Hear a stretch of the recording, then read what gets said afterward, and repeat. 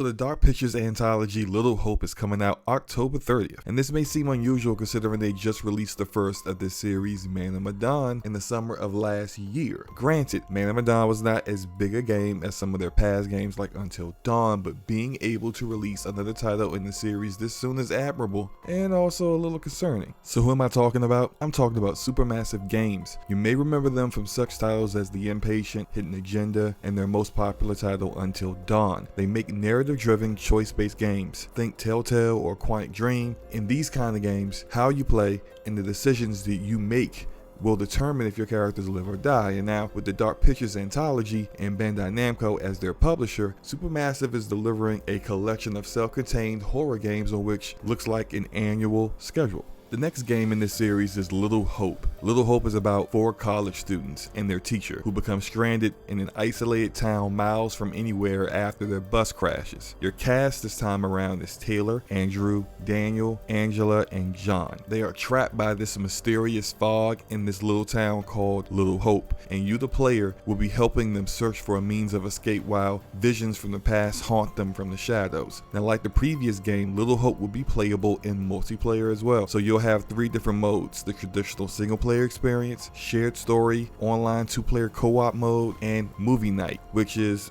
essentially 5 players doing couch offline co-op gameplay. Typically, you expect a good game to take around 3 years to be made from start to finish, so what SuperMassive is attempting to do is pretty ambitious. It also shouldn't be to anyone's surprise that the Dark Picture games are smaller experiences than their previous games. SuperMassive CEO and game director Pete Samuels says Little Hope should take 5 hours to complete. Now, Man of Medan was not as well received as Until Dawn. Pete Samuels also says that they've taken the feedback from Man of Medan and developed the controls and interface to provide clearer context, explain more of what is going on in the world they created, and seek to improve the pacing and fluidity of the story. Hopefully they deliver on all of those improvements.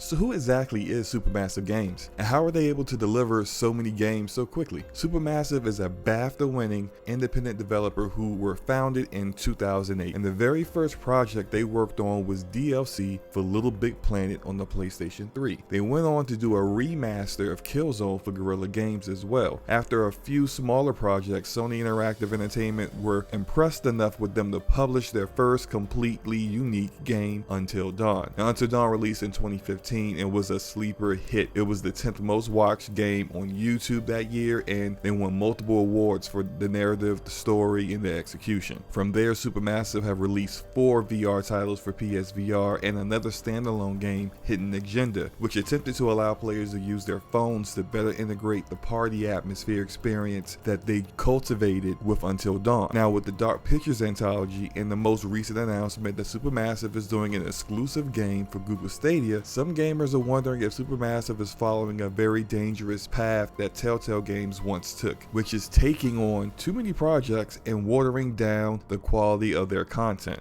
I mean, just think about it. Pete Samuels says they are currently working on 5 games in various stages of production with just a studio of 150 developers, and their deal with Bandai Namco is for a minimum of 8 games. That is an incredible undertaking, but SuperMassive doesn't feel like it's too much of a load to bear. Executive producer of technology and design Steve Goss says that they've created a series of tools that are very low fidelity, very fast, and very iterative, and at the end of it, they've got a playable form of the game to build off of. And unlike the previous version of Telltale Games, SuperMassive are consistently looking for new ways of developing gameplay in their traditional games and VR. So what do you guys think of Little Hope and SuperMassive Games? Let me know in the comment section below. Hit the like button if you liked the video, hit the dislike button if you didn't, it's all good, and hit the subscribe button if you want to see more videos on Little Hope and SuperMassive Games in the future. Peace.